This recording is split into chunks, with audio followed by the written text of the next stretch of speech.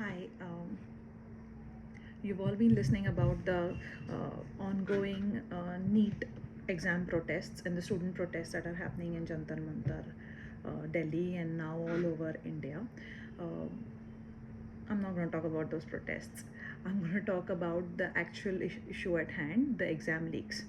And what I've been doing for the past 2 months is basically researching possible solutions for these exam leaks and understanding what can be done to solve this problem once and for all.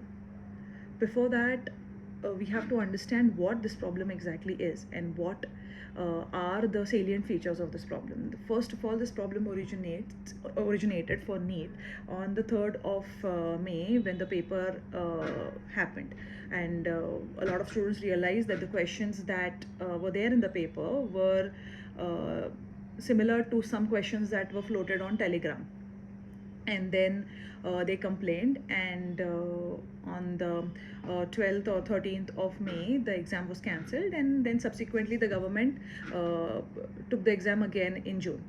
So this is the premise of the issue at hand. But is it just about this one example, or is it also just about this one governance issue? No.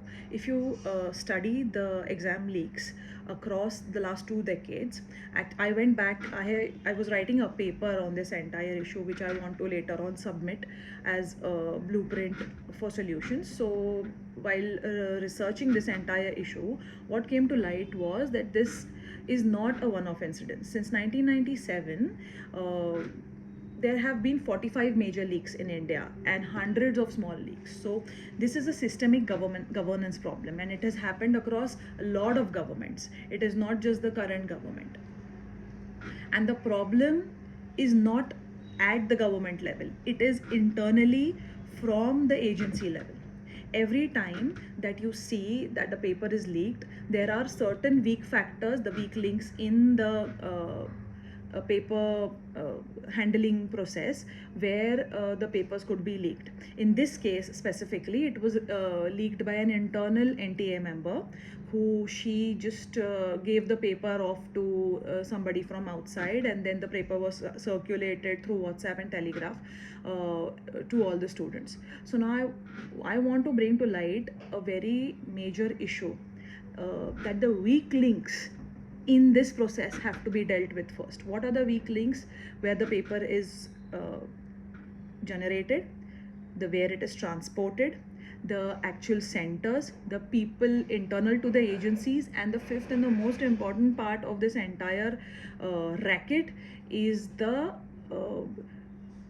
outside stakeholders, like the classes in this particular instance. And all the people are arrested, and I think the class person was also arrested yesterday.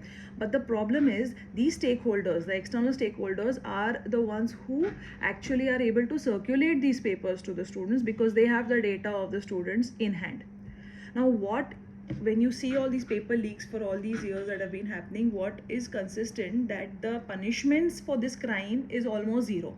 So out of the 45 cases that I am studying currently, there have been 147 registered cases and only one conviction. So you see why people are not afraid of doing this. We have to bring our law and to the level where these particular crimes are unimaginable for not just the internal stakeholders but to the students as well. There have been no repercussions for all these people who have leaked and taken advantage of these leaks. Has the government done nothing? No. In 2024, in fact, the government did bring out a law, the first law in fact in India, that dealt with this issue. It has been in 2024 June it became a law. But then what that law has achieved is, it's a wide range of law. It takes care of the paper-based exam also, and it takes care of the computer-based exam also. So everything about that law sounds good, but the problem is the implementation, the swift justice that is required in these kind of situations. So then I expanded my study to all over the world, the other exams that are conducted everywhere in the world. What are those people doing? Are they doing something different, or they are not facing these problems at all? Is it only a India centric issue? Then the answer is no. This is happening everywhere in the world. Even the developed countries, the developing countries, everywhere the problem is there. But what they do is, when the problem arises, they see where the systemic issue is and they solve that systemic issue so that the same problem doesn't arrive again. Because the cheating just doesn't happen in the paper leaks. The cheating happens in the exam centers. The cheating happens when the students are able to get answers over Bluetooth or other devices, listening devices. The cheating happens with manipulations of the marks after the particular exam has taken place. So the cheating is not just related to the exam leaks, but it is a very big type of nexus of this cheating. So every aspect of this cheating has to be dealt with, not just the leaks, so that this problem is resolved once and for all. So what do the governments across the world do? One, the most important thing that they have done is, of course, they have changed all their papers to computer based tests, which are more strictly monitored and less leak possibilities. But the swift justice, China itself, who claims for their exams, I just read somewhere they were criticizing the NEET leaks, but they have awarded 11,700 punishments to since 2015 to 2026. That means 11,600 offenders of cheating in their exams were there. But what they did is they punished them. So now the next person is afraid of doing something like this, right? The students also who are involved in this leaking of papers should be barred from these exams at least for the next 2 to 3 years. The parents should be punished who were the facilitators of buying these papers. And now let's move on to the next aspect of the problem. Why is MBBS, if we take this particular case study, such a prized possessions for all the students and a government seat, mind well? The reason why this particular seat is so coveted amongst the NEET aspirants is because of the cost difference between a government seat and a private seat. A government seat would cost you somewhere between 6,000 to 10,000 rupees, whereas a private seat could cost anywhere between 62 lakhs to 1.3 crores. So the difference is more than 1 crore. So of course it is easier to pay a bribe and take the seat then to pay for the private seat later. Do you understand why people are so desperate? And of course, the punishments are so less. I talk about this in my paper where I call it the pressure leak tactic. Also, the pressure is because the number of seats versus the number of students applying is very big. The gap is very big. It's in lakhs. A couple of thousand seats for a lakhs, 22 lakh aspirants, only a couple of thousand seats in the government and a couple of thousand seats in the private sector, right? So that cost parity is different. What could be done to solve this problem? Yes, first of all, increase the number of government seats. And secondly, also help the private institutions to lower their fees.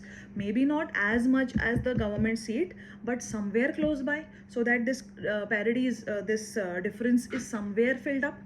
The next part is even the jobs that are covered after the exams. The salary difference for the government doctors and the salary difference for the private doctors is also huge. That's why our government college degree is more coveted. So you understand there are so many, the reason for cheating is very big. It is not just this small paper मिल गया तो मेरा marks अच्छा आएगा. That is not the only thing. This is a very big economic problem. And there are economics behind this problem, so those have to be resolved. So first I talked about the places where the leaks could happen, that needs to be controlled. Then the reasons why these leaks are happening, that needs to be controlled, and the punishments. Now I would like to come to solutions. What are the solutions for this issue? Are there no solutions? Are only going out in rain and the kids taken out in protests, are these the solutions? Well, that is one part of the solution, probably to move to a dialogue. But the main solution is coming up with a blueprint to solve this problem. In my paper, I talk about two possible solutions. The first possible solution is to look at the best practices all over the world and India. Mind well, there are best practices in India where the leaks are almost 0 to nil. A state like Goa that practices just-in-time system, what is just-in-time system I'll explain in a bit, but a place like Goa practices something called as just-in-time system and has very less leaks. So what is a just-in-time system? The paper generated by a single or one team, again the power in that team's hand is very high. So what we could do is just create a 50,000 to 1 lakh questions ka data bank and store it in a digital vault at a facility in NTA, of course. And an algorithm could be written to categorize those paper into those questions into A, B, C, D of difficulty level, and an algorithm can be written to randomly select questions from that question bank and generate 4 question papers randomly and very close to the exam timing, in some cases even on the day of the exam. And the papers could be printed right at the exam center and handed over to the students. What this will do, the lead time between the paper printed would be less, the transportation and all those leak points could be avoided, and the paper could be printed at the exam center, so the papers would be taken under video surveillance from that printing vault. Let's call that room a vault because it will be under video surveillance, and then paper could be taken and then directly it could be distributed amongst the students, and even the students would not know which paper they are getting out of the 4, and nor would the examiners know what questions are going to be there in that paper, because this is all going to be done by the software. Okay, so this is one part. The second is CBT, computer based test. So making 22 lakh aspirants computer available for each aspirant on the same time, or the exams could be taken in batches for 5-6 days, and the students could come over for 5-6 days and they could give their paper on the computer based test. Each student will have a completely different paper, and then a normalization matrix will be applied across the board so that those papers are then graded at a same level, just like GRE and GMAT, nothing out of the world, it's already being done everywhere in the world. So these are the two solutions that are existing right now, and countries like Finland and even America with the SAT exams and Finland's national entrance exams, they all already have these in place. And countries like China and Japan, who still do the paper pen test, they have very strict rules and laws and swift justice if there is any cheating. So we have to have a many-fold solution for this one problem. Now let's look at the solutions. After the solutions, we come up with some. So apart from the fee regulations and increasing the seats and all those measures and the blueprints and all, what are the other things that the government can do, the education ministers and the ministry can do is, one, increase the number of pathways. So there is such a lot of premium on this one MBBS exam that all the students don't have an option to, if they want to go into the healthcare industry, try to get the other pathways to the healthcare industry at the same level as MBBS and make it as sortable. Okay, so instead of just putting all the premium on this one MBBS examination, let us come up with multiple pathways to get into healthcare industry and to show your to be a part of the healthcare industry, and the jobs that are created with those pathways should also be brought to the same parity with the same respect. A lot of countries like the US, UK, Germany have been able to achieve that. We can do a case study of those countries and cross comparison. A lot of intelligent people are out there and they'll be able to give you the statistics on those. And the last one is, first get those students to get themselves evaluated first if NEET is a good option for them or not. Just because I took bio, I have to do NEET is not the mindset that a lot of students and parents should go by. There are many other things through bio that they can do. A simple test can ease their concern if NEET is the right career for them or not. And that way they can set their expectations in the beginning before starting 11th itself. And that way all this heartbreak can be avoided. Everything can be brought back. But those kids that died, those parents will never get them back. And that is only the problem over here. It's not just NEET. JEE paper are getting leaked. There are papers, UPSC hai, right now the Punjab paper leaked happened. All these students spend a lot of time and money to study, and when all this leaks happen, they completely become disenfranchised by the system. We are a country that is developing, and we need our students to be strong and well educated. Of course, there are many points that are brought forward by very smart children about reservations and how that is affecting the education system itself. That's a completely different topic to be handled. But right now, let's just fix this examination process, and not just NEET, every examination process.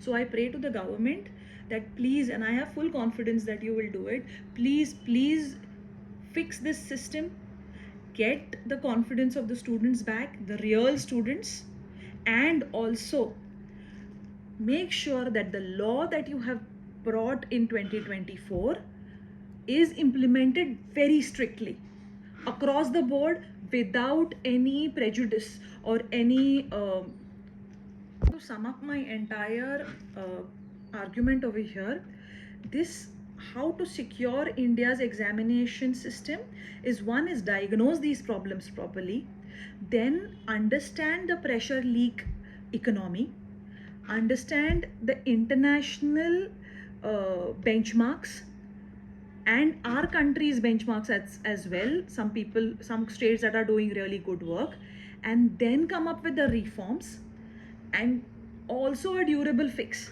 not just for the examination leak process but for the entire mindset process around these examinations. Okay, thank you very much for giving me your time, and also I would like to take this opportunity to tell all the students, protest is your right, but solutions happen through dialogue, and dialogue should always be kept open. Thank you very much. Jai Hind.